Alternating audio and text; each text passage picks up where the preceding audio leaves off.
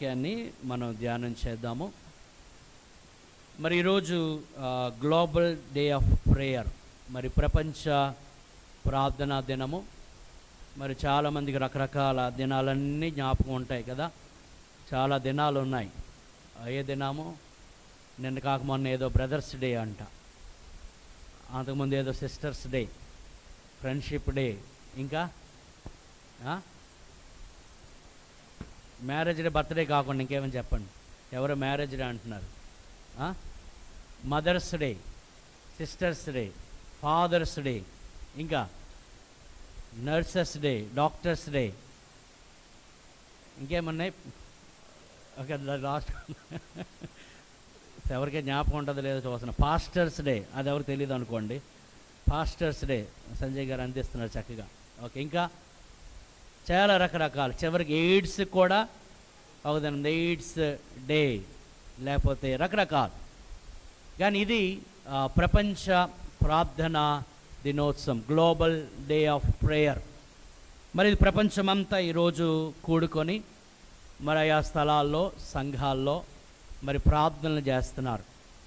మరి ఈరోజు సాయంకాలం మరి సిఎస్ఐ గ్రౌండ్స్లో మరి విజయనగర పట్టణంలో ఉన్న సేవకులందరూ కలిసి, సంఘాలన్నీ కలిసి మరి ఈరోజు సాయంకాలం కలిసి కూడుకుని ప్రార్థన చేయబోతున్నాము. అంచేత మన సంఘమంతా కూడా మరి ఈరోజు సాయంకాలం గ్లోబల్ డే ఆఫ్ ప్రేయర్ పట్టణంలో ఉన్న సేవకులు, సంఘాలు కలిసి ఏర్పాటు చేస్తున్న మరి కూటములో, ఆ ప్రార్థన కార్యక్రమంలో సంఘమంతా మరి పాలుపంపులు పొందాలని మరి సందర్భంగా కోరుతున్నాను. ఈరోజు సాయంకాలం సిఎస్ఐ గ్రౌండ్స్ సాయంకాలం 6 గంటలకి సంఘమంతా అక్కడ కనబడాలని, మరి ఆ ప్రార్థన ఉజ్జీవములో పాలుపంపులు పొందాలని ఈ సందర్భంగా కోరుతూ ఉన్నాను. మరి ఈరోజు ప్రపంచ ప్రార్థనా దినము కనుక మరి దాని గురించి కొన్ని విషయాలు మనము ధ్యానం చేస్తూ, మరి చాలామందికి మరి ఈ సంగతి తెలియదు.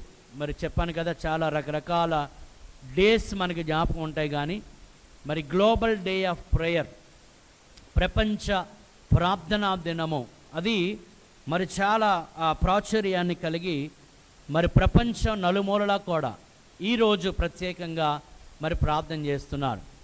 మరి గ్లోబల్ డే ఆఫ్ ప్రేయర్ ఎప్పుడు ప్రతి సంవత్సరం జరుగుతుంది అని అంటే, దీనిని పెంతెకోస్తు దినం అంటారు. పెంతెకోస్తు దినం, the day of Pentecost, Pentecost దినం.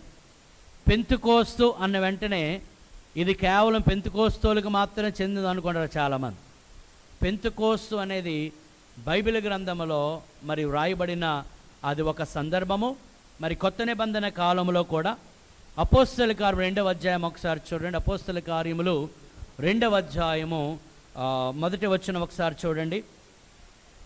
పెంతెకోస్తు పండుగ దినము వచ్చినప్పుడు అందరూ ఒక చోట కూడి ఉండి, the day at the day of Pentecost.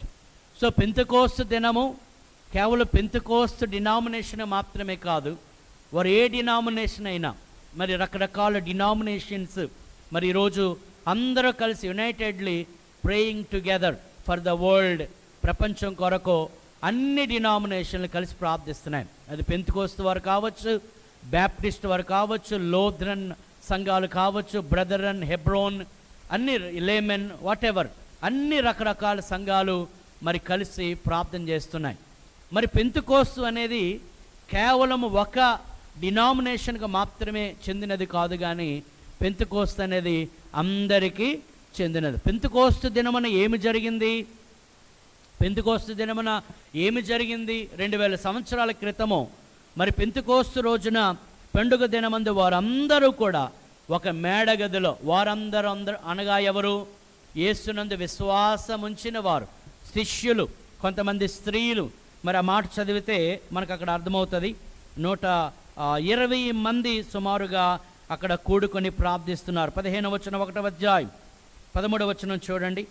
వారు పట్టణంలో ప్రవేశించి తాము చేయిచుండిన మేడగదిలోనికి ఎక్కిపోయి, వారెవరనగా పేతురు, యోహాను, యాకోబు, అంద్రే, ఫిలిప్పు, తోమ, బర్తులమయి, మత్తయి, అల్ఫయి కుమారుడికి యాకోబు, జెలోతు అనబడిన సీమోను, యాకోబు కుమారుడుగు యూదా అనువారు. వీరందరూ ఎవరు? వీరందరూ యేసు ప్రభు యొక్క శిష్యులు. వీరందరూ ఇంకేమన్నాడు? వీరితో కూడా కొందరు స్త్రీలను, స్త్రీలతో పాటు ఎవరున్నారు? యేసు తల్లి అయిన మరియయు ఆయన అనగా యేసు ప్రభు యొక్క సహోదరులను ఏక మనసుతో ఎడతెగక ప్రార్థన చేయుచున్నారు. హల్లెలూయా. వీరందరూ మరి మేడగదిలోనికి వెళ్ళిపోయి మరి ప్రార్థన చేస్తూ ఉన్నారు.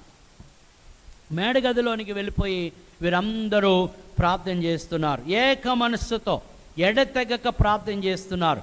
దేని కొరకు ప్రార్థన చేస్తున్నారు? దేని కొరకు ప్రార్థన చేస్తున్నారు? 4వ వచనం, 1వ అధ్యాయం 4వ వచనం.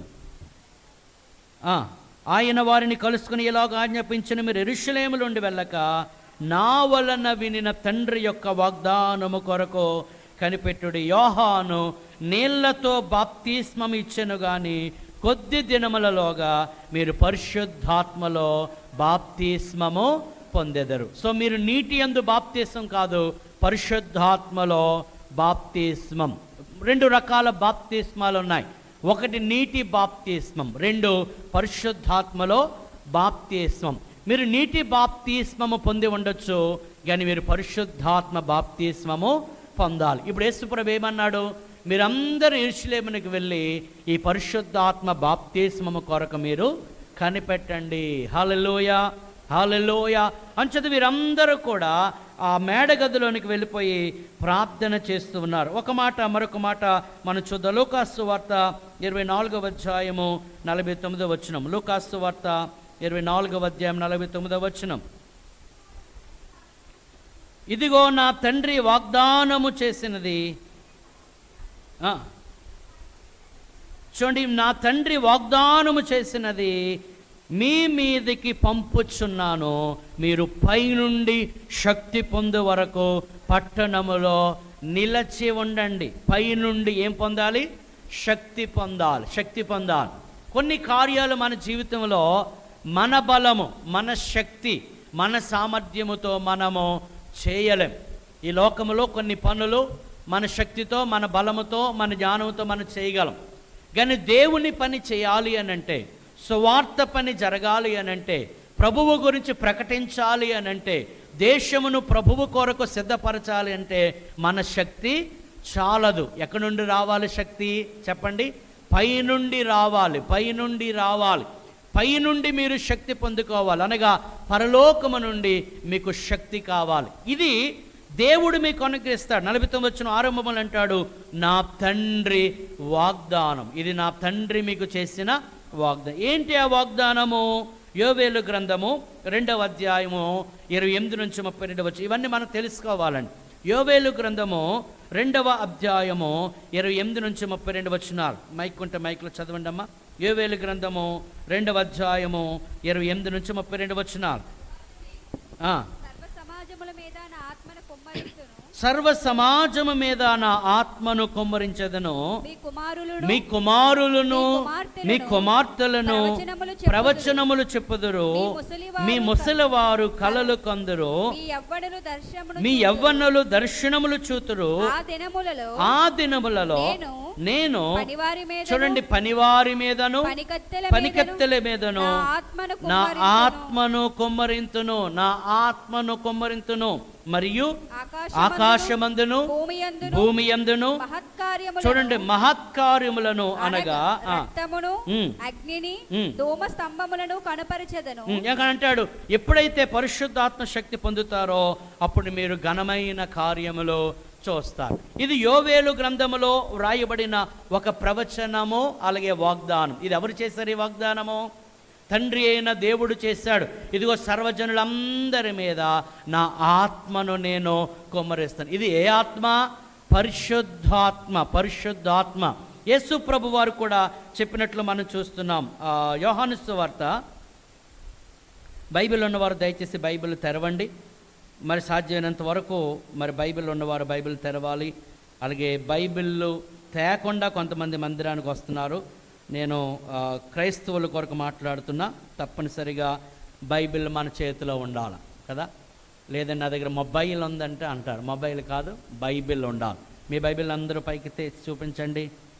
బైబిల్ తెచ్చిన వారు అందరూ చూడండి ఎంత అందంగా ఉంది. ఇంకా గట్టిగా మీద very good, very good, very God bless. కొంత సెల్ ఎత్తండి. ఓకే, అది మొబైల్, అది Bible, written word of God. So మొబైల్లో మనం చూసినప్పుడు రకరకాల ఏమంటాము డిస్ట్రాక్షన్స్ వస్తాయి, నోటిఫికేషన్స్ వస్తాయి.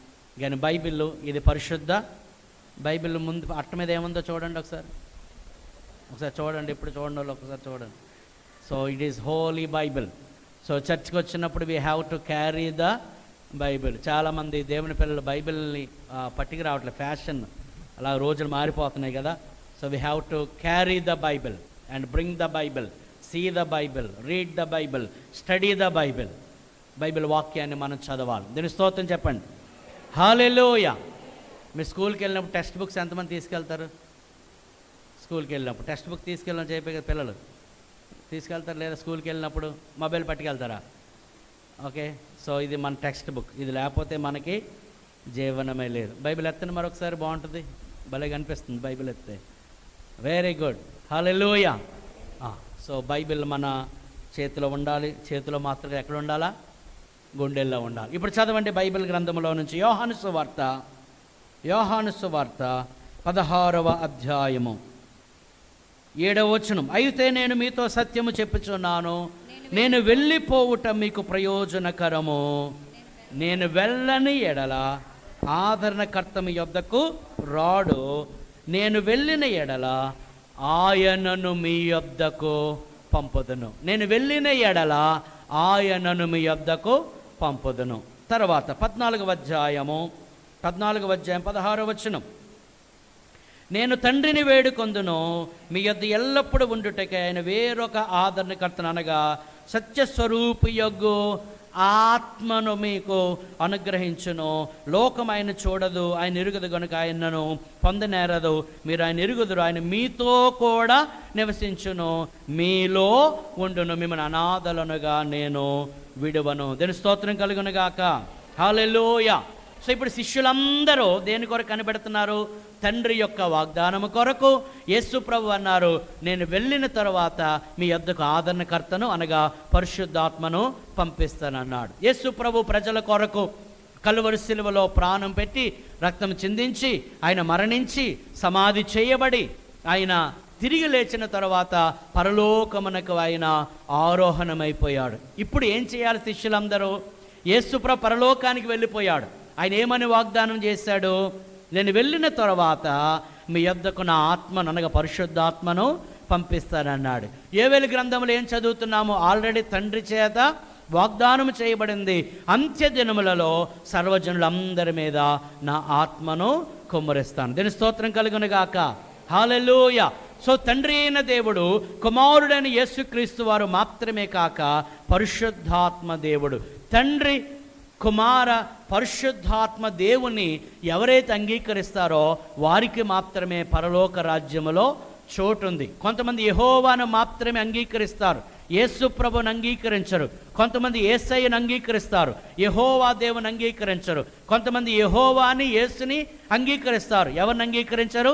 పరిశుద్ధాత్మను అంగీకరించరు. కానీ పరిశుద్ధాత్మ అనే వాగ్దానము సర్వజనులందరికీ మీరు ఇందాక చదివారు కదా, పనికత్తెల మీద, పనివారి మీద, యవనురాండ్రు, అలాగే వృద్ధులు అందరి మీద దేవుడు తన ఆత్మను కుమ్మరిస్తానని వాగ్దానం చేశాడు. దీని స్తోత్రం కలుగును గాక. ఇప్పుడు ఈ వాగ్దానము వారు స్వతంత్రించుకోవాలంటే ఏం చేయాలి? ఈ వాగ్దానము వారు స్వతంత్రించుకోవాలి అని అంటే, ఈ వాగ్దానము వారు పొందుకోవాలంటే ఏం చేయాలి? వారందరూ వెళ్ళి దేవుని సన్నిధిలో కనిపెట్టాలి. దేని కొరకు? పరిశుద్ధాత్మ కొరకు వారు కనిపెట్టాలి. మీరు అపోస్తలుల 2వ అధ్యాయంలో 1వ అధ్యాయం 14వ వచనంలో మనం చదువుతున్నాం. ఏం చేస్తున్నారు వారు? అపోస్తలుల 1వ అధ్యాయం 14వ వచనం ఏం చేస్తున్నారు? ఏక మనస్సుతో ఎడతెగక ప్రార్థన చేస్తున్నారు. హల్లెలూయా, హల్లెలూయా. దేని కొరకు ప్రార్థన చేస్తున్నారు? దేని కొరకు ప్రార్థన చేస్తున్నారు? భౌతికమైన అవసరతల కొరకు అక్కడ ప్రార్థన చేయడం లేదు. అలాగని వాటి గురించి చెయ్యొద్దని ప్రభు చెప్పలేదు. మీకు అక్కరగా ఉన్నవేవో అవి అడగండి, నేను మీకు ఇస్తానని ప్రభు చెప్పాడు. మనకున్న ఒకే ఒక్క ధైర్యం ఏంటంటే, నాకు ఏది అవసరమైనా ఎవరి యొద్దకు వెళ్తాను? నేను నా తండ్రి యొద్దకు వెళ్తాను. హల్లెలూయా. నా తండ్రి నాకు కావలసినవన్నీ ఆయన సమకూర్చుతాడు. అయితే ఇక్కడ వారు భౌతికమైన అక్కరల కొరకు వారు వెళ్ళటం లేదు, కానీ వారు దేవుని యొక్క శక్తిని పొందుకోవాలి. 1వ 8వ వచనం చూద్దాం. అయినను పరిశుద్ధాత్మ మీ మీదకి వచ్చినప్పుడు మీరు శక్తి పొందుతారు. హల్లెలూయా. మీరు శక్తి పొందుతారు. దేవుని శక్తి మీకు అవసరం. మీ బలము కాదు, మీ సామర్థ్యము కాదు. తినుట వలన, లేకపోతే భుజించుట వలన, త్రాగుట వలన, లేకపోతే ఎక్సర్సైజ్ వలన, ఇది శారీరకమైన బలము. కానీ ఈ బలము దేని వలన? ఆత్మ వలన, పరిశుద్ధాత్మ వలన. ఆత్మ బలము మనము కలిగి ఉండాలి. ఎప్పుడైతే ఈ ఆత్మబలమును మనం కలిగి ఉంటామో, చూడండి, పైనుండి అయినను పరిశుద్ధాత్మ మీ మీదకి వచ్చినప్పుడు మీరు శక్తి నొందెదరు గనుక మీరు యెరూషలేములోను యోదయ సమరయ దేశములందంతటాను భూదిగంతముల వరకు నాకు సాక్షులయ్యుందురు. హల్లెలూయా. ఈ శక్తి ఎందుకు? చాలామంది అనుకుంటారు పరిశుద్ధాత్మ శక్తి భాషలు మాట్లాడడం కోసం అనుకుంటారు. కొంతమంది భాషలు మాట్లాడిన వెంటనే పరిశుద్ధాత్మ శక్తి వచ్చిందని కొంతమంది భయపడిపోతుంటారు. కానీ పరిశుద్ధాత్మ శక్తి కేవలం భాషలు మాట్లాడడానికి కాదు. పరిశుద్ధాత్మ శక్తి నీవు దేవునికి సాక్షిగా ఉండడం కోసం. హల్లెలూయా. ఎవరైనా నేను పరిశుద్ధాత్మ పొందుకున్నానండి, పరిశుద్ధాత్మ చేత నింపబడుతున్నానంటే సూచన ఏంటో తెలుసా? వారి ద్వారా అనేక మంది ప్రభువుని తెలుసుకుంటారు. హల్లెలూయా, హల్లెలూయా. రెండవ సూచన ఏంటో తెలుసా? గలతీయులకు రాసిన పత్రిక 5వ అధ్యాయం 22వ వచనం చూడండి. గలతీయులకు రాసిన పత్రిక 5వ అధ్యాయము 22వ వచనం. అయితే ఆత్మఫలమేమనగా ప్రేమ, సంతోషము, సమాధానము, దీర్ఘశాంతము, దయాళుత్వము, మంచితనము, విశ్వాసము, సాత్వికము, ఆశా నిగ్రహము. సో ఎవరైతే నేను పరిశుద్ధాత్మ చేత నింపబడ్డాను అని అంటారో వారిలో ఈ 9 ఉండాలి. జాగ్రత్త వినాలి. సో మనందరినీ దేవుడు తన ఆత్మశక్తి పొందుకోమని ప్రభు కోరుతున్నాడు. పరిశుద్ధాత్మ చేత నింపబడాలని ప్రభు కోరుతున్నాడు. అది అలాగుంచి ఎఫెసీయులకు రాసిన పత్రిక వెళ్ళండి ఒకసారి. ఎఫెసీయులకు రాసిన పత్రిక 5వ అధ్యాయము, ఎఫెసీయులకు రాసిన పత్రిక 5వ అధ్యాయము 18వ వచనం. మరియు మద్యముతో మత్తులై ఉండకుడి, దానిలో దుర్వ్యాపారము కలదు. అయితే ఆత్మపూర్ణులై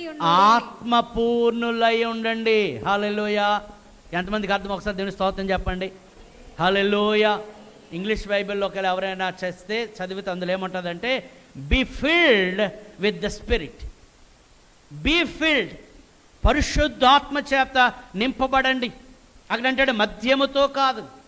చూడండి, మద్యముతో ఒక వ్యక్తి నింపబడినప్పుడు ఎలాగైతే అతని ప్రవర్తనలో మార్పు వచ్చేస్తుందో, పరిశుద్ధాత్మ చేత నింపబడినప్పుడు కూడా అతని జీవితంలో, అతని ప్రవర్తనలో ఒక రకమైన మార్పు వస్తుంది కదా. మద్యముతో నింపబడిన వ్యక్తి విపరీతంగా దుష్ప్రవర్తన చేస్తాడు. పరిశుద్ధాత్మ చేత నింపబడిన వ్యక్తి ఏ ప్రవర్తన చెప్పని అర్థమైతే? సత్ప్రవర్తన. హల్లెలూయా, హల్లెలూయా. సో దేవుని పిల్లలందరూ ఎవరైతే మారు మనసు పొందారో, ఎవరైతే రక్షణ పొందారో వారందరూ కూడా ప్రార్థించవలసింది ఏంటంటే, ప్రభువా నీ ఆత్మచేత నన్ను నింపండి, నీ పరిశుద్ధాత్మ చేత నన్ను నింపండి, నీ ఆత్మచేత నింపండి అని ప్రభువుని మనం అడగాలి. సో నేను ఆత్మను పొందుకున్నానా లేదా అనడానికి ఒకటి సూచన, పరిశుద్ధాత్మ శక్తి పొందినప్పుడు నువ్వేం చేస్తావంటే ఇతరులకు సువార్తను ప్రకటించి అనేక మందిని ప్రభు యొద్దకు నడిపిస్తావు. హల్లెలూయా. మీరు చూడండి, మీరు అపోస్తల కార్యాలకు వెళితే మళ్ళీ అక్కడ కొద్ది అపోస్తల కార్యములు 4వ అధ్యాయం 13వ వచనం చూడండి. అపోస్తల కార్యం 4వ అధ్యాయం 13వ వచనం. వారు పేతురు యోహానుల ధైర్యమును చూచినప్పుడు వారు విద్య లేని పామరులను గ్రహించి ఆశ్చర్యపడి వారు యేసుతో కూడా ఉండిన వారని. అర్థమవుతుందా? ఎవరు పేతురు యోహానులు? చెప్పండి. పేతురు యోహానులు ఎవరు? విద్యలేని పామరులు. విద్యలేని పామరులు.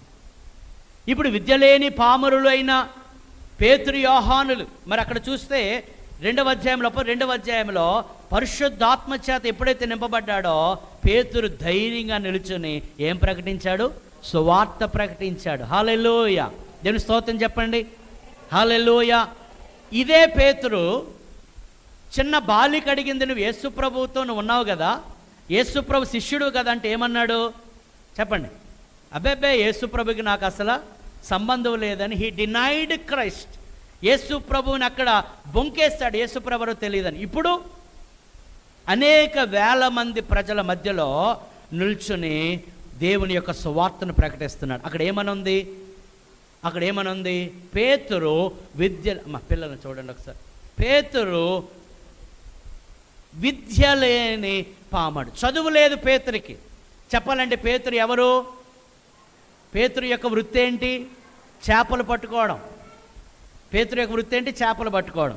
మరి చేపలు పట్టుకునే ఆ వృత్తిలో ఉన్నవానికి చదువు సంధ్యలు కూడా లేవు. కానీ ఏ శక్తి ఉంది చెప్పండి? ఏ శక్తి ఉంది చెప్పండి? అర్థమైతే పరిశుద్ధాత్మ శక్తి ఉంది. హల్లెలూయా. చాలామంది అంటారు సువార్త ప్రకటించండి అంటే మేమేం చదువుకోలేదండి, మాకు అసలు చదువు లేదండి అంటారు. చదువు లేకపోయినా పరిశుద్ధాత్మ శక్తి ఉంటే నీవు సువార్తను ప్రకటిస్తే నీ ద్వారా అనేక మంది ప్రభువు రక్షణలోనికి నడిపించబడాలి. దేవుని స్తోత్రం కలుగును గాక.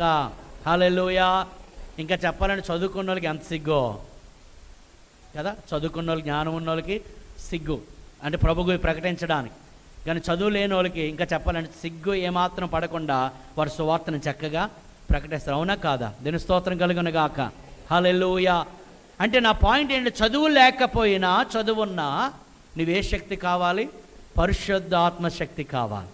ఎప్పుడైతే ఈ పరిశుద్ధాత్మ శక్తి చేత పేతురు నింపబడ్డాడో వేల కొలది ప్రజల మధ్యలో ధైర్యముగా సువార్తను ప్రకటించినప్పుడు ఒకేసారి ఒక్క ప్రకటనకి, ఒక్క ప్రసంగానికి ఎంతమంది అండి? 3,000 మంది రక్షణ పొందారు. దేవుని స్తోత్రం కలుగును గాక. హల్లెలూయా. ఇది ఎవరి శక్తి? ఎవరి శక్తి? తన శక్తి కాదు, పరిశుద్ధాత్మ శక్తి. సో పరిశుద్ధాత్మ శక్తి పొందుకున్న వారు ప్రభువు కొరకు సాక్షులుగా ఉంటారు. రెండవది గలతీ రాసిన పత్రిక 5:22 ఒకవేళ నేను పరిశుద్ధాత్మను కలిగి ఉన్నాను, నేను పరిశుద్ధాత్మ శక్తి పొందుకున్నాను అని ఎవరైనా అంటే గనక వారిలో ఉండాలి. ఏముండాలి? ఒకసారి అందరూ బైబిల్ తెరిచి చూడండి. గలతీ రాసిన పత్రిక 5:22 అందరూ తెరిచి ఒకసారి చదువుదాం. వారిలో ఏముండాలి? అయితే ఆత్మఫలమేమనగా ఏముండాలండి? ప్రేమ ఉండాలి, సంతోషము, సమాధానము, దీర్ఘశాంతము, దయాళుత్వము, మంచితనము, విశ్వాసము, సాత్వికము, ఆశా నిగ్రహం, నిగ్రహ శక్తి. ఒకసారి ఒక్క నిమిషం ఆలోచన చేద్దాం. మన పరిశుద్ధ ఆత్మ చేత నింపబడిన వారమైతే ఈ 9 మనలో ఉండాలి, ఉంటాయి. ఒకవేళ వీటిలో లేకపోతే ఏం చేయాలి? ఆ ఫలాన్ని మనమే ఫలించాలి. దేవుని స్తోత్రం కలుగును గాక. హల్లెలూయా. అంచేత పరిశుద్ధాత్మ శక్తి ఎవరికి అవసరమో? ఎవరికి అవసరం చెప్పండి? పరిశుద్ధాత్మ శక్తి ఎవరికి అవసరం? అక్కడ ఏమన్నాడు? సర్వ జనులందరి మీద నా ఆత్మను నేను కుమ్మరిస్తాను. దేవుని స్తోత్రం కలుగును గాక. హల్లెలూయా. అప్పటి నుండి ప్రియులారా 2000 సంవత్సరాల క్రితం పెంతెకోస్తు దినమందు వారు ప్రార్థన చేస్తుండగా, చూద్దాం 2వ అధ్యాయానికి వెళ్దాము. 2వ అధ్యాయం 1వ వచనం. పెంతెకోస్తు అనే పండుగ దినం వచ్చినప్పుడు అందరూ ఒక చోట కూడి ఉండిరి. అప్పుడు వేగముగా వీచు బలమైన గాలి వంటి ఒక ధ్వని ఆకాశము నుండి అకస్మాత్తుగా వారు కూర్చుండి ఉన్న ఇల్లంతా నిండెను. హల్లెలూయా. ఆ మేడగదిలోనికి వెళ్ళిపోయి 120 మంది, మిగతా వారు అందరూ కూడా ఒకటే ప్రార్థన. హల్లెలూయా. అందరూ 2 చెబుదని స్తోత్రం చెప్పండి. హల్లెలూయా, హల్లెలూయా. అందరూ ఒకటే ప్రార్థన. దేవా, నీ వాగ్దానం చేసావు, పరిశుద్ధాత్మని ఇస్తానన్నావు. ఇదిగో కుమారుడని క్రీస్తు వాగ్దానం చేశాడు పరిశుద్ధాత్మ కొరకు. ఇదిగో మేమందరం కలిసి ఏం చేస్తున్నాము? ప్రార్థన చేస్తున్నాం. వారు ప్రార్థన చేయుచుండగా ఏం జరిగింది? బలమైన, అక్కడేమన్నాడమ్మా? బలమైన గాలి వంటి ఒక ధ్వని ఆకాశము నుండి అకస్మాత్. ఎక్కడి నుంచి వచ్చింది? ఆకాశము నుండి. హల్లెలూయా. ప్రభు ఏమన్నాడు? పైనుండి శక్తి పొందినంత వరకు మీరు యెరూషలేములో కనిపెట్టండి. దీని స్తోత్రం కలుగును గాక. వారు కనిపెడుతున్నారు ప్రార్థనలో. ప్రభువా, నీ పైనుండి శక్తి పంపిస్తానన్నావు. వారు ప్రార్థిస్తూ ఉండగా అకస్మాత్తుగా ఆకాశము నుండి బలమైన గాలి వంటి ఒక ధ్వని వారు కూర్చుండని ఇల్లంతా నిండిన. మరి అగ్ని జ్వాలల వంటి నాలుకలు విభాగింపబడినట్టుగా వారు కనబడి వారిలో ఒక్కొక్కని మీద వ్రాలగా అందరూ పరిశుద్ధాత్మతో నిండిన వారై. ఎంతమంది అండి చెప్పండి? అందరూ. పెంతెకోస్తోలు మాత్రమే కాదు. చాలామంది అనుకుంటారు పెంతెకోస్తోలకి దేవుడు పరిశుద్ధాత్మ రాసి ఇచ్చేసాడు అనుకుంటారు. Everybody must be filled with the holy spirit. అందరూ అందరూ అందరూ పరిశుద్ధాత్మ చేత నింపబడాలి. ఎందుకు? అందరూ చెప్పండి, అందరూ ప్రభువుకి సాక్షులుగా ఉండాలి. దీని స్తోత్రం కలుగునుగా. అందరూ ప్రభువు సువార్తను ప్రకటించాలి. సువార్త ప్రకటించాలంటే మన శక్తి చాలదు, మన జ్ఞానము చాలదు. దేవుని సువార్త ప్రకటించాలంటే తప్పనిసరిగా దేవుని శక్తి, దేవుని జ్ఞానము నీకు అవసరం. ఎవరిస్తారు అది? ప్రభు ఆల్రెడీ దాన్ని వాగ్దానము చేశాడు. దేవుని స్తోత్రం కలుగునుగాక. హల్లెలూయా, హల్లెలూయా. ఆ రీతిగా 2000 సంవత్సరాల వారందరూ ప్రార్థించినప్పుడు పరిశుద్ధాత్మ కుమ్మరించబడింది. అదే పెంతెకోస్తు దినమున ఈరోజు ప్రపంచమంతా ఇది ఒక గ్లోబల్ డే ఆఫ్ ప్రేయర్ అని వారు ఏర్పాటు చేసి ప్రపంచమంతా ఇదే రోజు ఈ పెంతెకోస్తు దినము ఎలాగూ నిర్ణయిస్తారంటే, యేసు ప్రభు మరణించి తిరిగి లేచిన దినము మొదలుకొని 50వ దినము పెంతెకోస్తు. పెంటా అనగా గ్రీకులో 5 అని అర్థం, లేదా 50 అని అర్థం. Penta 50. So 50th day Pentecost.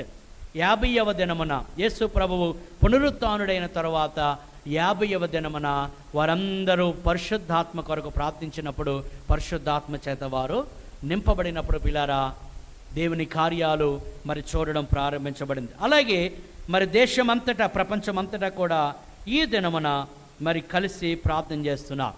ఈ ఉద్యమం ఎలాగూ స్టార్ట్ అయిందో సంఘం తెలుసుకోవాలి, జాగ్రత్తగా మనం గమనించాలి.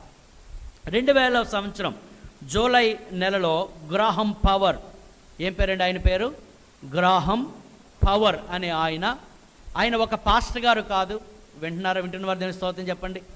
ఆయన ఒక పాస్టర్ గారు కాదు, ఒక అపోస్తలుడు కాదు, ఒక బిషప్ కాదు. ఆయన ఒక బిజినెస్ మ్యాన్, ఒక వ్యాపారవేత్త. సౌత్ ఆఫ్రికాలో అతను ఉంటాడు. దేవుడు అతనికి దర్శనం ఇచ్చాడు, దేవుడు అతనితో మాట్లాడాడు. అంచేత అతడు దేవుడిచ్చిన దర్శనమును బట్టి అనేక మందిని సమకూర్చి ప్రార్థన చేయడం ప్రారంభించాడు. దినవృత్తాంతముల 2వ గ్రంథము 7వ అధ్యాయం 14వ వచనం చూద్దాం ఒకసారి. దినవృత్తాంతముల 2వ గ్రంథము 7వ అధ్యాయం 14వ వచనము. నా పేరు పెట్టబడిన నా జనులు తమ్మును తాము తగ్గించుకొని ప్రార్థన చేసి నన్ను వెదకి. ఎవరు? నా పేరు పెట్టబడిన నా జనులు తమ్మును తాము తగ్గించుకొని ప్రార్థన చేసి నన్ను వెదకి తమ చెడు మార్గములను విడిచిన ఎడల చూడండి ఆకాశము నుండి నేను వారి ప్రార్థనను విని వారి పాపములు క్షమించి వారి దేశమును స్వస్థపరచుదును. హల్లెలూయా. దేవుడు ఇచ్చిన వాగ్దానాన్ని అతడు పట్టుకున్నాడు. సౌత్ ఆఫ్రికా ఖండాలు, వాటిని ఏమంటామంటే చీకటి ఖండం అంటాం. అనగా చీకటి రాజ్యమేలుతున్న భయంకరమైన ప్రదేశాలు. అందుకే దాన్ని చీకటి ఖండం అని పిలుస్తారు. పాపముతో నిండిపోయిన ఖండం, పాపముతో నిండిపోయిన దేశమంతా వ్యభిచారముతో, దేశమంతా అపవిత్రతతో నిండిపోయింది. ఇంకా చెప్పాలంటే భయంకరమైన పరిస్థితి. ఆ దేశాల్లో వ్యభిచారము చాలా వెచ్చలివిడిగా జరుగుతుంది. అనేక మంది యవనస్తులు చిన్న వయసులోనే డ్రగ్ ఎడిక్ట్స్గా మారిపోయారు. భయంకరమైన హత్యలు, అత్యాచారాలు, భయంకరమైన పరిస్థితి. ఈ మధ్యలో ఒక ఆఫ్రికన్ సంబంధించిన ఒక వీడియో నేను చూశాను. అందులో ఒక స్త్రీ, ఎంత భయంకరమైన పరిస్థితి అంటే, ఒక స్త్రీ ముగ్గురు పురుషులతో ఒకే ఇంట్లో ఉంటుంది. అది ఎంత ఘోరమైన ఆ స్టోరీ అంటే నేను విన్నప్పుడు చాలా ఆశ్చర్యపోయాను. ఇట్ ఈస్ ఆఫ్రికా ఖండంలో జరుగుతుంది. ఇప్పుడు ప్రపంచమంతా అది వ్యాప్తి చెందింది అనుకున్నటువంటి పరిస్థితి. ఆమె ఒక అతన్ని మ్యారేజ్ చేసుకుందంట. మ్యారేజ్ చేసుకుంది, అతనేమో చచ్చిపోయాడు. చనిపోయిన తర్వాత తన తమ్ముడిని పెళ్లి చేసుకుంది. ఈమె యొక్క భయం ఏంటంటే, అన్నయ్యలాగా ఇతడు కూడా చచ్చిపోతే నా పరిస్థితి ఏమవుతుందో అని అనుకొని అతని తమ్మునితో పాటు మరి ఇద్దరిని కూడా వివాహం చేసుకుంది. ఎంత విపరీతమైన అపవిత్రత అండి. ఒకే ఇంట్లో ఆ స్త్రీ 3 భర్తలతో ఆమె ఉంటుంది. వ్యభిచారం, ఎంత అపవిత్రమైన పరిస్థితి. ఇటువంటి పరిస్థితులన్నీ ఈ గ్రహం పవర్ అని ఆయన చూసి ఆయన మనస్సు చాలా ఏమంటాము, చాలా బాధపడి దుఃఖపడి ప్రభు సన్నిధిలో ప్రార్థన చేశాడు. ప్రభువా, మా దేశాన్ని నీవు బాగు చేయి, మా దేశాన్ని మీరు స్వస్థపరచండి. విచ్చలవిడితనం, అపవిత్రత మా దేశాన్ని ఏలుతుంది. ప్రభువా, నీవు మా దేశాన్ని రక్షించు. Is not the pastor, is not the bishop, is not the apostle, is not even the evangelist. అతను ఒక సువార్తికుడు కాదు, ఒక పాస్టర్ కాదు, ఒక బిషప్ కాదు, ఒక అపోస్తలు కాదు, సాధారణ ఒక క్రైస్తవుడు, ఒక బిజినెస్ మ్యాన్కి భారం ఉందండి. ఇదిగో నా దేశం ఏం చేయాలి, బాగుపడాలి, మా దేశం అపవిత్రతో నిండిపోయింది, మా దేశాన్ని రక్షించండి అన్న వాగ్దానాన్ని పట్టుకొని మార్చి 2001వ తారీఖున సుమారు 45,000 మంది Cape town, south Africa Cape town అనే పట్టణంలో రగ్బీ స్టేడియంలో సుమారు 45,000 మంది కూడుకొని అందరూ ప్రార్థన చేశారట. దేవుని స్తోత్రం కలుగును గాక. హల్లెలూయా. చూడండి, ఒక గ్రహం పవర్ అనే ఒక సాధారణ బిజినెస్ మ్యాను ఆ దేశంలో ఎంతమందిని, ఆ టౌన్లో 45,000 మందిని సమకూర్చి ఆ రోజు స్టేడియం నిండా ఒకే ప్రార్థన, కేకలు, ప్రభువా మా దేశాన్ని రక్షించండి అయ్యా, మా దేశాన్ని రక్షించండి, మా దేశము పాపముతో నిండిపోయింది, మా దేశము వ్యభిచారంతో నిండిపోయింది, మా దేశము నీ ఉగ్రతకు దగ్గరగా ఉందయ్యా, మా దేశాన్ని రక్షించండి అని సుమారు 45,000 మంది ప్రార్థన చేశారు. తర్వాత 2002వ సంవత్సరం వచ్చేటప్పటికి 8 ప్రాంతాల్లో ఈ సౌత్ ఆఫ్రికాలో ఈ ఉజ్జీవము అక్కడ రగులుకున్నట్లు మనం చూస్తున్నాం. 2002 ఫిబ్రవరిలో మొత్తం ఆఫ్రికా ఖండం అంతా సుమారు అనేక దేశాలు అక్కడికి వచ్చి విజన్ ఫర్ ఆఫ్రికా అని, ప్రభువా ఈ ఆఫ్రికా నీ కొరకు సంపాదించబడాలని ఆఫ్రికా ఫర్ క్రైస్ట్ అనే ఉద్యమముతో ఆ ఉద్యమము ప్రారంభించబడింది. మే 1, 2003న సుమారు 77 సౌత్ ఆఫ్రికా ప్రాంతాల నుంచి సుమారు 27 ఆఫ్రికన్ కంట్రీస్ వచ్చాయి. ఇదంతా ఎక్కడ స్టార్ట్ అయింది, ఒక వ్యక్తికి వచ్చిన దర్శనం. దాని స్తోత్రం కలుగునుగా. కొన్నిసార్లు అనుకుంటాం నేనే ఏం చేయగలను అనుకుంటాం, కానీ ఒక్క వ్యక్తి ద్వారా 27 ఆఫ్రికన్ కంట్రీస్. తర్వాత 2004 మేలో 56 దేశాలు వచ్చాయి. 56 దేశాలకు ఈ ఉద్యమము వెళ్ళింది. పల్లెల్లో, పట్టణాల్లో, దేశాల్లో ఇది వ్యాప్తి చెంది మే 2005 వచ్చేటప్పటికి పెంతెకోస్తు దినమున సుమారు 156 దేశాలు కలిసి ఆయా చోట్ల ప్రార్థించడం ప్రారంభించాయి. 2008 వచ్చేటప్పటికి 2014 దేశాలకి ఈ ఉద్యమం వెళ్ళింది. 2009 సంవత్సరం వచ్చేటప్పటికి 220 కంట్రీస్లో ఈ ఉద్యమము రగిలింది. హల్లెలూయా. ఎవరైనా దేవుని స్తోత్రం చెప్పారా? చెప్తే కాదు. హల్లెలూయా. ఎంత గొప్ప విషయం. ఒక వ్యక్తి ద్వారా చూడండి 220 దేశాల్లో ఈరోజు గ్లోబల్ డే ఆఫ్ ప్రేయర్ అనేది నిర్వహించబడుతుంది. అంటే ఇది మామూలు విషయం. అది ఇప్పుడు 2009కి. ఇప్పుడు ప్రపంచవ్యాప్తంగా ఇదే రోజున, ద పెంటెకోస్తు రోజున అనేక దేశాల్లో అందరూ ఒకేసారి ఏం చేస్తున్నారు, ప్రార్థన చేస్తున్నారు. వారి దేశాల కొరకు, ప్రజల రక్షణ కొరకు, అనేక రకరకాల అపవిత్రత నుండి, సాతాను శక్తుల నుండి ప్రజలు విడిపించబడాలని ప్రార్థన చేస్తున్నారు. దేవునికి స్తోత్రం కలుగునుగాక. హల్లెలూయా, హల్లెలూయా, హల్లెలూయా. ఈ దినమున కొన్ని విషయాలు, ప్రార్థనకు వచ్చిన విషయాలు మీతో పంచుకోవాలని నేను ఆశపడుతున్నాను. క్లుప్తంగా కొన్ని మాటలు మనం ధ్యానం చేద్దాం. దినవృత్తాంతముల 2వ గ్రంథము 7వ అధ్యాయం 14వ వచనము. ఒకసారి అందరూ బైబిల్ తెరిచి చూడండి. ఒకసారి అందరం చదువుదాం. దినవృత్తాంతం 2వ గ్రంథము 7వ అధ్యాయం 14వ వచనం.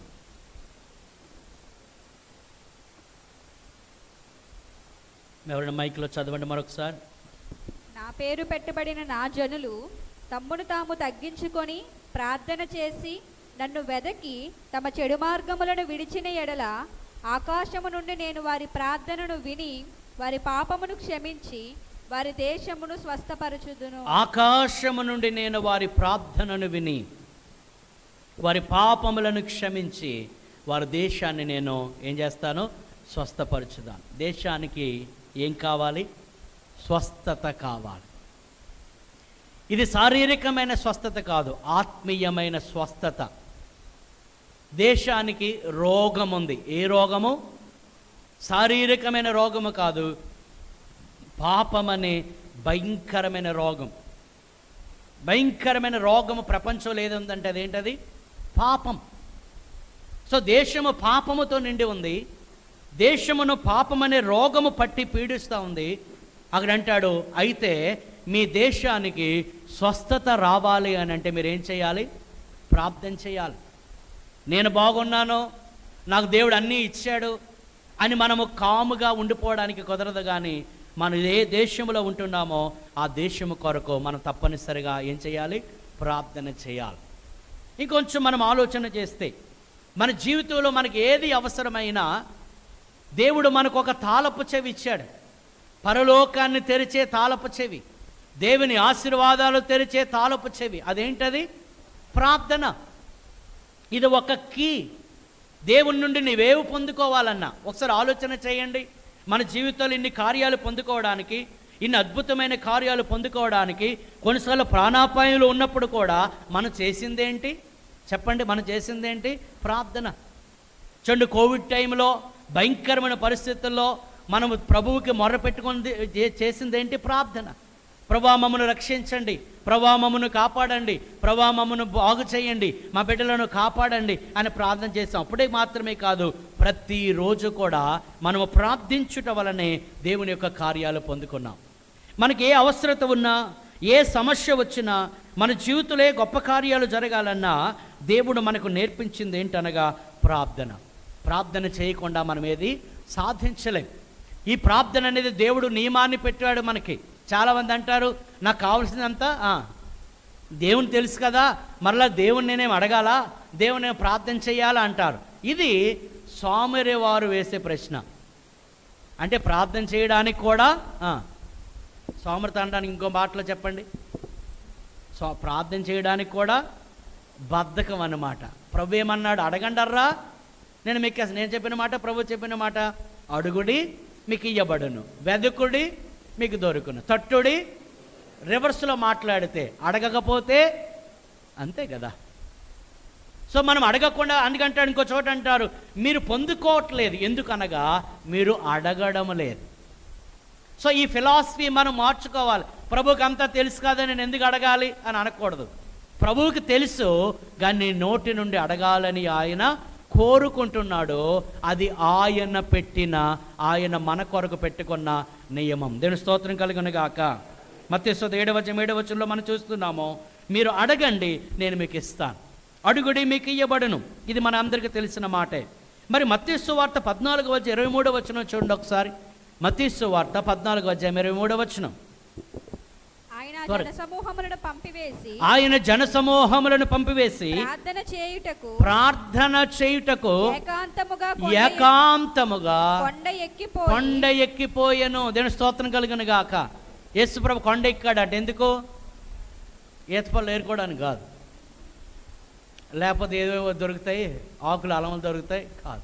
ఆయన కొండ ఎక్కింది దేనికనగా ప్రశాంతముగా తండ్రి అయిన దేవునితో సమయాన్ని గడపడం. అక్కడ ఒక మాట, అద్భుతమైన మాట చదవమ్మది మరొకసారి. ఆయన జనసమూహమును పంపివేసి ప్రార్థన చేయుటకు, జనసమూహాన్ని పంపేసి అంటే అక్కడ ఒక బ్రేక్ ఇచ్చి ఏం చేయడానికి వెళ్ళాడు ఆయన? ప్రార్థన చేయడానికి. కొన్నిసార్లు మనం ఏమంటామంటే, నాకు అస్సలు కుదరటం లేదండి, ఐఎమ్ సో బిజీ. ఎవరైతే ప్రభువుకి సమయం ఇవ్వకుండా ప్రార్థించడానికి, వాక్యం చదవడానికి నాకు సమయం లేదంటారో, బిజీ అనగా అర్థం ఏంటంటే being under Satan's yoke. BUSY, being under Satan's yoke అంటే సాతాను కాడి కింద ఉన్నట్లంట. ఎవరు నిర్వచనం చెప్పారు. సో లోక సంబంధంగా నువ్వు ఎంత బిజీగా ఉన్నా నీవు ప్రార్థన చేయడానికి నీవు కొంత సమయాన్ని కేటాయించాలి. ప్రతిరోజు కనీసం ఒక అరగంట సమయం నేను ప్రార్థన చేస్తున్నాను వారు చేయిపోయికెత్తండి. ప్రతిరోజు కనీసం ఒక అరగంట సమయం మీద గట్టిగా మీద చేయిపోయికెత్తండి. చేయని వాళ్ళు సిగ్గుపడాలి, చేసిన వాళ్ళు ఎందుకంటే సిగ్గుపడాలా? మీరు వెళ్ళగలిగేది. నేను అంటాను, ఒక కనీసం ఒక అరగంట మనం ప్రార్థన చేయకపోతే వీఆర్ నాట్, చెప్పండి, వీఆర్ నాట్ క్రిస్టియన్స్. ఒకవేళ కొంతమందికి అన్నీ ఉండొచ్చు, అందుకే ప్రార్థన మానేసి ఉండొచ్చు. ఏముంది తినడానికి? తిండి ఉంది, కట్టుకోవడానికి మంచి బట్టలు ఉన్నాయి, ఇల్లు కట్టేసుకున్నాం, పిల్లలు ప్రయోజకులు అయిపోయారు, ఉద్యోగం వచ్చేసింది, బాగా మంచి శాలరీ వస్తుంది నెల తిరిగే లోపు, మాకు ఏ అవసరం లేవు, అందుకే మేము ఏసీలు వేసుకొని చక్కగా కాలు చాపుకొని దుప్పటి కప్పుకొని పడుకొని పోతున్నాం. ఉదయం నిద్ర లేకపోతున్నాం అండి, చాలా కష్టం అయిపోతుంది. ఓకే, మీకు అంతా బాగుంటే బాగోలేని వారి కొరకు నువ్వేం చేయాలి? ప్రార్థన చేయాలి. నీ దేశము కొరకు ప్రార్థన చేయాలి, బలహీనుల కొరకు ప్రార్థన చేయాలి, పడిపోయిన వారి కొరకు ప్రార్థన చేయాలి, రక్షణ పొందని వారి కొరకు ప్రార్థన చేయాలి. నీకు భౌతికమైన దీవెనలన్నీ ఉండొచ్చు, కానీ నీ కుటుంబంలో అందరూ రక్షణ పొందకపోతే వారి రక్షణ కొరకు నువ్వు కన్నీటితో ఏం చేయాలి? ప్రార్థన చేయాలి. ప్రతి ఒక్కరూ ప్రార్థన చేయాలి. యేసు ప్రభువు కూడా ఏకాంతముగా వెళ్ళి చూడండి, యేసు ప్రభువే ప్రార్థన చేయవలసి వచ్చినప్పుడు నీవు నేను ఇంకెంతగా ప్రార్థన చేయాల్సి. 26వ అధ్యాయంకి వెళ్దాము. మత్తయి సువార్త 26వ అధ్యాయము 36వ వచనం. అంతటా యేసు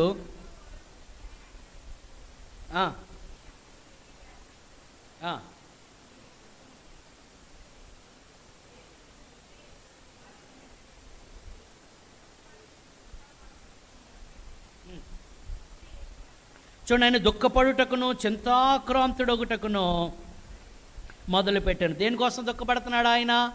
ఆయన ఎవరు? దైవ కుమారుడు. ఆయన ఎవరు? దైవ కుమారుడు. అటువంటి ఆయన యేసుక్రీస్తు వారు ఆయన దుఃఖపడుటకును చింతాక్రాంతుడొకటకును మొదలుపెట్టాను.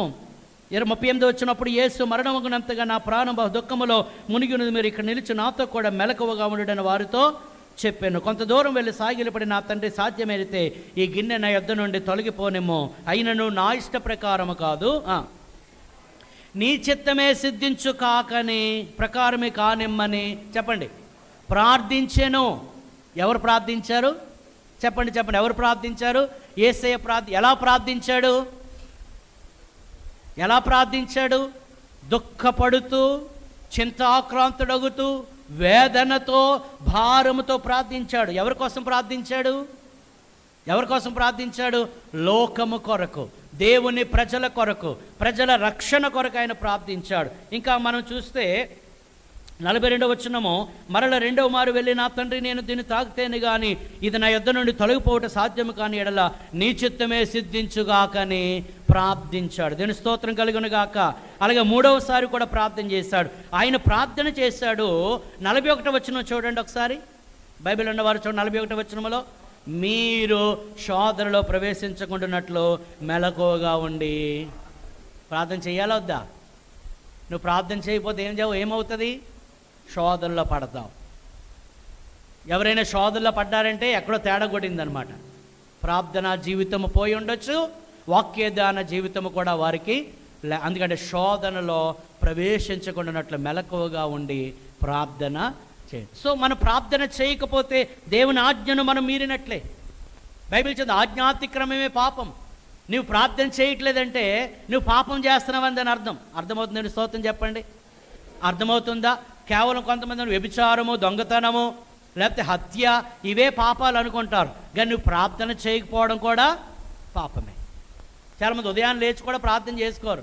ఉదయం లేచిన వెంటనే మరి కొంతమంది వంటగదిలోకి వెళ్ళిపోతారు, కొంతమంది మొబైల్ చూసుకుని గడుపుతారు. Every Christian must spend his time in prayer. ఉదయకాలంలో తప్పనిసరిగా ప్రార్థన చేసుకోవాలి. ప్రార్థనతో ప్రారంభించాలి మన జీవితాన్ని, లేదా మన దినాన్ని ప్రార్థనతో మన దినాన్ని ముగియాలి. దేవుని స్తోత్రం కలుగును గాక. ప్రార్థన లేని జీవితము శక్తి లేని జీవితం. ఎంతసేపు ప్రార్థన చేస్తున్నారని కాదు, కానీ తప్పనిసరిగా దేవుని సన్నిధిలో ఒక క్వాలిటీ టైము ప్రభు సన్నిధిలో మనం గడపాలి. ప్రార్థన లేకపోతే మనం శక్తిహీనులమైపోతాం. తర్వాత ప్రార్థన వాగ్దాన నెరవేర్పు కొరకు మనం ప్రార్థన చేయాలి. అబ్రహాముకి దేవుడు వాగ్దానం ఇచ్చాడు, ఇదిగో నీ సంతానాన్ని నేను దీవిస్తానన్నాడు. సంతానం దీవిస్తానన్నాడు, కానీ భార్య ఇంకా గర్భవతి కాలేదు. అబ్రహాము భార్య శారా. అలాగ సుమారు 25 సంవత్సరాలు దేవుని వాగ్దానము కొరకు ఏం చేశాడండి? ప్రార్థన చేశాడు. దేవుని స్తోత్రం కలుగును గాక. దేవుని జీవితంలో ఏదైనా వాగ్దానం నెరవేరాలి, వాగ్దానం ఇస్తే గనక ఆ వాగ్దానం దేవుడు ఇచ్చాడు కదా అని కాలు చేతులు చాపి పడుకునిపోతే ఆ వాగ్దానం నెరవేరదు. దేవుడు ఏదైనా వాగ్దానం చేశాడంటే ఆ వాగ్దాన నెరవేర్పు కొరకు నువ్వు కనిపెట్టి ప్రార్థించి. ఇందాక చెప్పాను కదా, పరిశుద్ధాత్మని ఇస్తానని దేవుడు వాగ్దానం చేశాడు.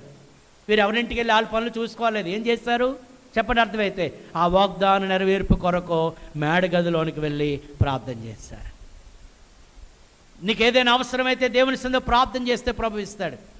రెండవది, వాగ్దానం నెరవేర్పు కొరకు నువ్వు ప్రార్థన చేయాలి. అబ్రహాం అలాగే ప్రార్థన చేశాడు. ఒకసారి ఆదికాండకు వెళ్దాము. ఆదికాండము 26వ అధ్యాయము 25వ అధ్యాయము 21వ వచనం. ఇస్సాకు భార్య గొడ్రాలు గనుక అతడు ఆమె విషయమై యెహోవాను వేడుకొనెను. యెహోవా అతని ప్రార్థన వినెను గనుక అతని భార్య అయిన రెబెకా అర్థమైందండి. దేవుడు వాగ్దానం చేశాడు కదా మాకు బిడ్డ ఇచ్చేస్తాడని. దేవునికి తెలీదా అని అనలేదు. ఈనాటి కాలంలాగా నీకు పిల్లలు లేరు కాబట్టి నువ్వు వెళ్ళిపో, నేను ఇంకో దాన్ని చేసుకుంటానో అలాగా లేదు. ఇస్సాకు ఎంత పవిత్రుడో, దేవుడు వాగ్దానం చేశాడు కనుక ఆ వాగ్దానం ఆయన నెరవేరుస్తాడు. దీని స్తోత్రం కలుగును గాక. మరి ఏం చేశాడు ఇస్సాకు? మీరు విచిత్రంగా ఉంటుంది. 20 చదువమ్మా. 20 చివరన లాబాను సహోదరైన రెబెకాను పెండ్లి చేసుకున్నప్పుడు 40 సంవత్సరాలు. ఎవరికి? ఇస్సాకు. పెండ్లైనప్పుడు ఎన్ని సంవత్సరాలు? 40 సంవత్సరాలు. 26వ వచనం చివరికి రండి. ఆమె వారిని కనినప్పుడు ఇస్సాకు 60 సంవత్సరాలు. పెళ్ళైనప్పుడు ఎన్ని సంవత్సరాలు? 40 సంవత్సరాలు. పిల్లలు ఎప్పుడు పుట్టారు? 60 సంవత్సరాలు. 20 సంవత్సరాలు ఏం చేశాడు? భార్యని సాధించాడు. అవునా? ఈరోజు చాలామంది పిల్లలు అంటే ఆవిడేం చేస్తుందంటే బాబు కదా, షీ కెనాట్ డూ ఎనీథింగ్. అది ఒకటాడు, దేవుడు ఇవ్వకుండా నేనేం చేయగలను? 127 కీర్తనలు అంటాడు, గర్భఫలము యెహోవా ఇచ్చు బహుమానం. హల్లెలూయా. మీ కుటుంబంలో ఎవరైనా పిల్లలు లేకుండా ఉంటే మీ కోడలో కూతురు అనలేండి. కూతురు ఎందుకు అంటారు? కోడల్ని అయితే అంటారు. మరి కూతురు ఆడదే, కోడలు ఆడదే. ఈ కొంతమందికి ఫిలాసఫీ అర్థం కాదు కదా. కొంతమంది అంటారు మా కూతురు చాలా గ్రేట్, మా అల్లుడిని కొంగున ముడేసుకుంది. అదే కొడుకింటికి వెళ్ళి ఈ కొడుకు చేతకానుడు దద్దమ్మ, ఆ భార్య కొంగు పట్టుకొని, ఇది ఎక్కడ విచిత్రం నాకు అసలు ఇప్పటికీ అంతుపట్టదు అది. అవునా? ఆవిడ ఆడదే, ఈవిడ ఆడ. హలో ఇవి స్టన్నింగ్ ఏమంటావు, స్టన్నింగ్ ఇన్ఫర్మేషన్ అన్నమాట. షాకింగ్ కదా. కూతురేమో ఆ అల్లుడిని కొంగుని ముడేసుకోవచ్చు, కోళ్ళేమో కొడుకు వెనకాల తిరగకూడదు. అర్థమవుతుందా? సో ఇది అక్కడ అన్యాయం. అలాగే ఎవరైనా మీ కుటుంబంలో ఒకవేళ బిడ్డలు లేకపోతే వారిని షంటకండి, వారి కోసం చెప్పండి ప్రార్థన చేయండి. Hallelujah. She cannot do anything, he cannot do anything. వారేమి చేయలేరు. అది అంటాడు, గర్భఫలము యెహోవా ఇచ్చు బహుమానం. It's the gift of God. దేవుడు ఇస్తే తప్ప ఎవరు పొందుకోరు. అందుకే ఏశావుకి యాకోబు ఎదుర్కోవడానికి వెళ్ళినప్పుడు ఏం చెప్తున్నాడో తెలుసా? ఇదిగో యెహోవా నీ సేవకు అనగా నాకు దయచేసిన పిల్లలు. ఈ పిల్లలందరూ ఎవరో తెలుసా? దేవుడు దయచేసిన పిల్లలు. అంచేత ఇస్సాకు భార్య గొడ్రాలు గనుక ఆమెను విడనాడ ఉద్దేశించిన లేదు. ఇస్సాకు భార్య గొడ్రాలు గనుక అతడు ఆమె కొరకు, వింటున్నారా? దీని స్తోత్రం చెప్పండి. అతడు ఆమె కొరకు ఏం చేశాడు? ప్రార్థన చేశాడు. 20 సంవత్సరాలు ప్రార్థన చేశాడు. దేవుడు ఆ ప్రార్థన విని ఒకటి కాదు, ఆమె కడుపులో నుండి 2 సంతానం ఇచ్చాడు. Double blessing. దేవుని స్తోత్రం కలుగునగా. కొన్నిసార్లు నీ జీవితంలో కార్యము జరిగేంత వరకు నువ్వేం చేయాలి? ప్రార్థన. ఆలస్యమైనంత మాత్రాన్న దేవుడు అన్యాయం చేసినట్టు కాదు. నేను అంటాను, ఆలస్యమైతే ఇంకా గొప్ప దీవెన అన్నట్లు. Double blessing. సో దేవుడిచ్చిన వాగ్దానం నెరవేర్పు కొరకు మనం ప్రార్థన చేయాలి. అబ్రహాము 25 సంవత్సరాలు ఎంత ఓపికో, ఎంత నిరీక్షణో. వాగ్దానం చేసిన దేవుడు నమ్మదగిన దేవుడు. వాగ్దానం చేసిన దేవుడు ఆ వాగ్దానం నెరవేర్చుటకు ఆయన సమర్థుడు. నేను ఇంక విశ్వాసం ఉంచుతాను, నిన్ను ప్రార్థన చేస్తాను. అలాగే మీ కుటుంబంలో ఎవరైనా మార్పు కొరకు 1-2 వారాలు ప్రార్థన చేశాడు అంతే అని సర్టిఫికేట్ ఇచ్చేకండి. ప్రార్థన చేయండి. వారు మారినంత వరకు, వారు గుడికి వచ్చినంత వరకు, వారు రక్షణ పొందినంత వరకు ప్రార్థన చేయండి. నేను అంటాను, if you do not know anything, pray. మీకు ఏమి తెలియకపోతే ఒకటి మాత్రం మనకు తెలిసి ఏం చేయండి? ప్రార్థన చేయడం. హల్లెలూయా, హల్లెలూయా. వాగ్దానం నెరవేరు కొరకు ప్రార్థన చేయాలి. దేవుని కొరకు గొప్ప కార్యాలు చేయాలంటే మరొక మార్గం లేదు, ప్రార్థన. 850 మంది అబద్ధ ప్రవక్తలు, దేవునికి వ్యతిరేకమైన ప్రవక్తలు ఉన్నప్పుడు ఒకే ఒక్కడు ఏలియా దేవుని సన్నిధిలో ప్రార్థన చేశాడు. దేవుని కొరకు రోషంగా నిల్చున్నాడు. ప్రార్థన చేసిన వెంటనే ఆకాశము నుండి అగ్ని కుమ్మరించబడి ఆ మాంసం అంతటిని కాల్చివేసినప్పుడు యెహోవా దేవుడే నిజమైన దేవుడని ప్రజలకు తెలిసింది. నీవు గొప్ప కార్యాలు చేయాలి. దానియేలు గ్రంథం ఒకసారి చూద్దాం. దానియేలు గ్రంథము 32వ వచనం, 11వ అధ్యాయం 32వ వచనము. అందుకు అతడు ఇచ్చకపు మాటలు చెప్పి నిబంధన అతిక్రమించు వారిని వశపరుచుకొనెను.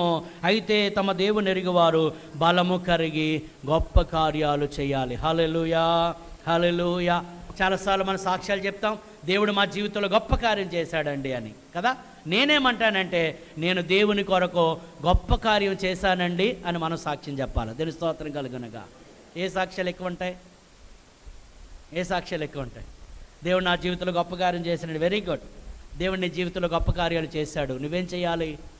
బలము కలిగి దేవుని కొరకు గొప్ప కార్యాలు చేయాలి. మరి గొప్ప కార్యం ఏమైనా చేస్తున్నావా? ఆ గొప్ప కార్యం చేయాలంటే ఏమన్నాడు? బలం. ఆ బలం ఎక్కడి నుంచి వస్తుంది? దేవుని నుండి వస్తుంది. దేవుని స్తోత్రం కలుగును గాక. మోషే, అహరోను, ఇంకా చాలామంది, సమూయేలు. చూద్దాం కీర్తనగా 99:6 వచనము. 99వ కీర్తన 6వ వచనము. ఆయన యాజకులలో మోషే అహరోనులు ఉండిరి. ఆయన నామమును బట్టి ప్రార్థన చేయవారిలో సమూయేలు ఉండెను. హల్లెలూయా. ప్రార్థన చేయవారిలో ఎవరుండెను? అక్కడ ఎవరి పేరు ఉండాలా? ఎవరి పేరు ఉండాలి? ఏమోనండి, మీ పేరు ఉండాలా? చెప్పండి, మీ పేరు పెట్టి చెప్పండి. ఆ ప్రార్థన చేయవారిలో చెప్పండి. ఎవరైనా ఒకరు చెప్పండి గట్టిగా. Very good. Very good. ఇంటి పేరుతో సహా చెప్పేశారు ఆయన. ఎంతగా ప్రార్థన చేయవారిలో అలజంగి విజయప్రసాద్ గారు ఉండేనో. దేవుని స్తోత్రం కలుగునగాక. హల్లెలూయా.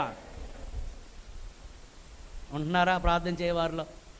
అందరూ ఉపవాస ప్రార్థనలు ఇక్కడ ప్రార్థన చేస్తుంటే అక్కడ కొంతమంది కాదు, చాలామంది ఇళ్ళల్లో కూర్చొని చాటింగు, సెగొడీలు తినడం, వేరుశనగ పలుకు చూసుకుని తింటూ ఐపీఎల్ మ్యాచ్. ఈ ఐపీఎల్ అయిపోద్దులే, మా తర్వాత ఏపీఎల్ చూస్తారో మరి. చూడండి, తప్పేం అంటలేదు. కానీ అందరూ సంగమ కొరకు ప్రార్థన చేస్తూ ఉంటే ఆ ప్రార్థన గుంపులో ఎవరుండాలి? చెప్పండి, ఎవరుండాలి? నీ ఉండాలి. దేవుని స్తోత్రం కలుగునుగాక. ఉపవాస ప్రార్థన ప్రతి శుక్రవారం అవుతుంది మన చర్చిలో. ఆ ప్రార్థనలు ఎవరుండాలా? నీవు ఉండాలి. నీవు లేకుండా గొప్ప కార్యాలు జరగవు. ఆదివారం వచ్చేసి మనం జస్ట్ ఒక 2-2.5 గంటల పరలోకాన్ని దించి వెళ్ళిపోవడం కాదు. ప్రార్థన చేసే గుంపులో నీవు ఉండాలి. కొంచెం అలా కనిపిస్తుంది. అపొస్తలుల కార్యం 12వ అధ్యాయం 5వ వచనములో సంఘమైతే త్యాశక్తితో ప్రార్థన చేయుచుండెను. హల్లెలూయా, హల్లెలూయా. నాకు విచిత్రం ఏంటంటే ఆ ప్రార్థన చేసే గుంపులో రొదే అనే చిన్నది ఉండెను. హల్లెలూయా. ఆ ప్రార్థన చేసే గుంపులో ఎవరుంది? రొదే. చూడండి, అక్కడ అపొస్తలుల 12వ అధ్యాయంలో పేతురు చెరసాల నుండి విడుదల పొందిన వెంటనే తలుపు తట్టినప్పుడు సమాచారం ఇచ్చింది ఎవరు? రొదే. అంటే ఏం చేస్తుంది ఆమె? దేవుని స్తోత్రం చెప్పండి. రొదే. అక్కడ ఏముందమ్మా ఒకసారి చూడండి. అపొస్తలుల 12వ అధ్యాయం చదవండి అయ్యా.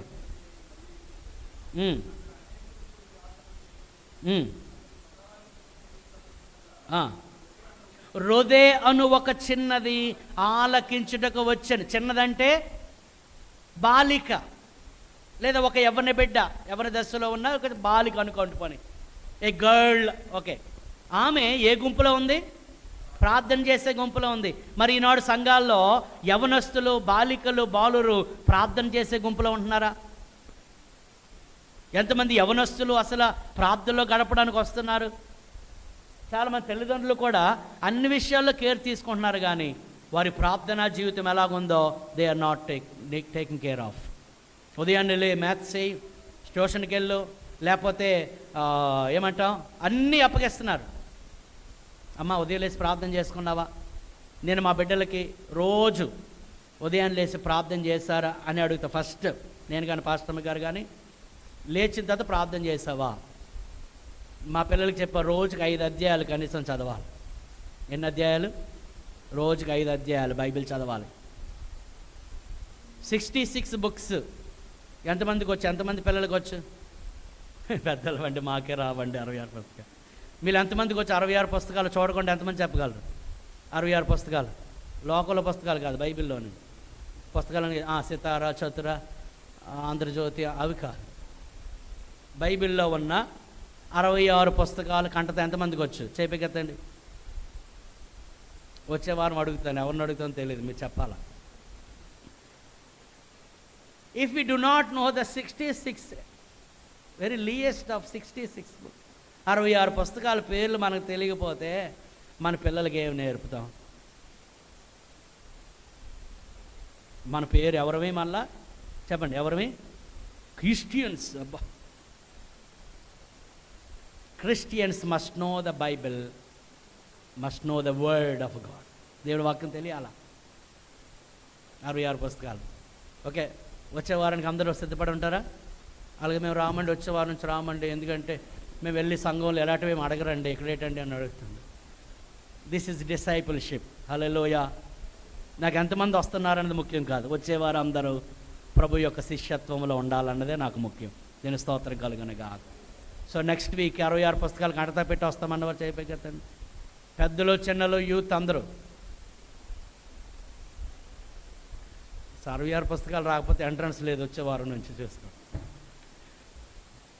No anybody can come. చదవండి 66 పుస్తకాలు. నేనేమంటానంటే మన పిల్లలు ఆ విషయంలో ఎలాగున్నారు, మన దాని గురించి మనము నేర్చుకుందాం. దీని స్తోత్రం కలుగును గాక. హల్లెలూయా, హల్లెలూయా. సో దేవుని నుంచి మనం ఏం పొందుకోవాలనుకున్నా ప్రార్థన చాలా అవసరం. దేవుని వాగ్దాన నెరవేర్పు జరగాలంటే ప్రార్థన అవసరం. దేవుని కొరకు గొప్ప కార్యాలు చేయాలంటే ప్రార్థన అవసరం. దీని స్తోత్రం కలుగునుగా. త్వరగా కొన్ని మాటలు చెప్పి మన ప్రార్థనలోకి వెళ్దాం. వేటి కొరకు ప్రార్థన చేయాలి? నెంబర్ 1, వ్యక్తిగత ఆత్మీయ అభివృద్ధి కొరకు ప్రతి ఒక్కరూ ప్రార్థన చేసుకోవాలి. ఎందుకు నేను ఆత్మీయ అభివృద్ధి కొరకు అన్నాను అనంటే, సాధారణంగా మనం ప్రార్థన చేసుకున్నప్పుడు ఎక్కువ మట్టుకో ఏ విషయాలు ఉంటాయి? ఎక్కువ భౌతికమైన విషయాలే ఉంటాయి. అవునా కాదా? నాకు ఆరోగ్యం ఇవ్వండి, ఉద్యోగం ఇవ్వండి, పెళ్లి చెయ్యండి, పిల్లల్ని ఇవ్వండి, పిల్లల్ని ఇచ్చిన తర్వాత పిల్లలు పెద్దోళ్ళు అవ్వాలి, మళ్ళీ వాళ్ళకి ఇదే ప్రార్థన, జీవితం అంతా ఇదే ప్రార్థన. ఇల్లు ఇవ్వండి, మంచి ఒళ్ళు ఇవ్వండి, మరి అదే కదా సన్నగా మంచి ఒళ్ళు ఇవ్వండి, ఇల్లు ఇవ్వండి, పెళ్ళి చెయ్యండి. ఇవన్నీ చేయకూడదా? అక్కరగా ఉన్నవేవో అడగండి అన్నాడు. కానీ దానికంటే ముఖ్యముగా నీ ఆత్మీయ అభివృద్ధి కొరకు నీవు ప్రార్థన చేయాలి. ఎందుకంటే ప్రభు ఏమన్నాడు? మొదట అవన్నీ మీకు అవసరమని ప్రభువు తెలుసు, కానీ మొదట ఆయన రాజ్యమును, ఆయన నీతిని వెతకండి, అప్పుడు అవన్నీ నేను మీకు ఇస్తానన్నాడు. దీని స్తోత్రం కలుగును గాక. యోహాను పత్రిక 3వ పత్రిక 2వ వచనం. యోహాను పత్రిక 2వ వచనం. ప్రియుడా, నీ ఆత్మ వర్ధిల్లుచున్న ప్రకారము నీవన్నీ విషయములలోనూ వర్ధిల్లుచు సౌఖ్యముగా ఉండవలెనని ప్రార్థిస్తున్నాను. హల్లెలూయా. ఏమంటున్నాడు? నీ ఆత్మ వర్ధిల్లుచున్న ప్రకారం. ఇక్కడ రివర్స్. మనకి యోహాను గారికి అదే తేడా. యోహాను యొక్క ఆత్మీయ కుమారుడికి అదే తేడా. అక్కడ అంటాడు, నీ ఆత్మ బాగా వర్ధిల్లుచున్నది, మిగతా విషయాల్లో కూడా నీవు వర్ధిల్లాలని కోరుకుంటున్నాను. దీని స్తోత్రం కలుగును గాక. చాలామందికి మిగతా విషయాల్లో బాగుంటుంది, కానీ ఎందులో తక్కువ? ఆత్మీయ. చెప్పాను కిందాక 66 పుస్తకాలు మనకి కంటతా రాకపోతే మన ఆత్మీయ స్థితి ఎలాగుంది? ప్రతిరోజు కనీసం ఒక అరగంట సేపు ప్రార్థన చేసుకోలేకపోతే, రోజుకి 24 గంటల్లో అట్లీస్ట్ ఒక హాఫ్ ఎన్ అవర్, ఒక అరగంట ప్రార్థన చేసుకోలేకపోతే మన ఆత్మీయ స్థితి ఎలాగుంది? కుటుంబంగా కలిసి కుటుంబ ప్రార్థన చేయకపోతే మన ఆత్మీయ స్థితి ఎలాగుంది? పిల్లలైతే కనీసం ఒక 5 అధ్యాయాలు, పెద్దలైతే కనీసం ఒక 10 అధ్యాయాలు రోజుకి చదవలేకపోతే మన ఆత్మీయ స్థితి ఎలాగుంది? ప్రతి ఆదివారము తప్పనిసరిగా దేవుని మందిరానికి రాలేకపోతే, ఎన్నో సాకులు చెప్పి దేవుని మందిరపు రావడాన్ని మనము వాయిదా వేసేస్తూ ఉంటే, తప్పించుకుంటూ ఉంటే మన ఆత్మీయ స్థితి ఎలాగుంది? మన నోటి నుండి కక్షతో, పగతో, ద్వేషముతో, ఇచ్చకపు మాటలతో మన నోరు నిండిపోతే మన ఆత్మీయ స్థితి ఎలాగుంది? భౌతికంగా వృద్ధి చెందడము కాదు, కానీ ఆత్మీయ వృద్ధి కొరకు నువ్వేం చేయాలి చెప్పండి? ప్రార్థన చేయాలి. దీని స్తోత్రం కలుగును గాక. అందుకంటాడు, నీ ఆత్మ వర్ధిల్లుచున్న ప్రకారం, నీ ఆత్మ వర్ధిల్లుచున్న ప్రకారము నీవన్ని విషయాల్లో నువ్వు వర్ధిల్లుచు సుఖంగా ఉండాలని నేను కోరుకుంటున్నాను. నెంబర్ 1, మన ఆత్మీయ అభివృద్ధి కొరకు మనము ప్రార్థించాలి. ప్రభువా, నేను ఇంకా ఎక్కువ ప్రార్థన జీవితం నాకు కావాలయ్యా, ఇంకా ఎక్కువ వాక్యాన్ని నేను తెలుసుకోవాలి, నీ పరిచర్య నేను చేయాలి, దైవికమైన విషయాల్లో నేను బాగా ఉండాలని మనం ప్రార్థన చేయాలి. కొలస్సీలకు రాసిన పత్రిక 1వ అధ్యాయం 9వ వచనం చూద్దాము. కొలస్సీలకు రాసిన పత్రిక 1వ అధ్యాయం 9వ వచనము. పౌలు గారి ఆశ సంఘము అనగా సంఘములో ఉన్నవారు ఎలా ఉండాలని కోరుకుంటున్నాడు. అందుచేత ఈ సంగతి వినినాటి నుండి మేమును మీ నిమిత్తం ప్రార్థన చేయటం అనక మీరు సంపూర్ణ జ్ఞానమును ఆత్మ సంబంధమైన వివేకమును గలవారు. చూడండి ఏమన్నాడు? ప్రతి ఒక్కరు ఏ జ్ఞానం అండి? సంపూర్ణమైన జ్ఞానం. ప్రభు అన్నాడు ఒకసారి, మీరు దేవుని శక్తిని లేఖనములను ఎరుగక మీరు పొరబడుచున్నారు, మీకు లేఖనాలు తెలియడం లేదు. ఈరోజు కూడా అనేకమైన తప్పుడు బాధలు వచ్చేస్తాయి. ఏది సత్యమో ఏది అసత్యమో ప్రజలు తెలుసుకోలేకుండా అనేక తప్పుడు బాధలు. నీవు దేవుని జ్ఞానం ఉంటే ఏది సరి అయిన బోధో సరైనది కాదు అంటే సంపూర్ణ జ్ఞానమును ఆత్మ సంబంధమైన వివేకం. చాలామందికి వివేకం లేదా? తెలివితేటలు లేవా? ప్రజలకి లేవా?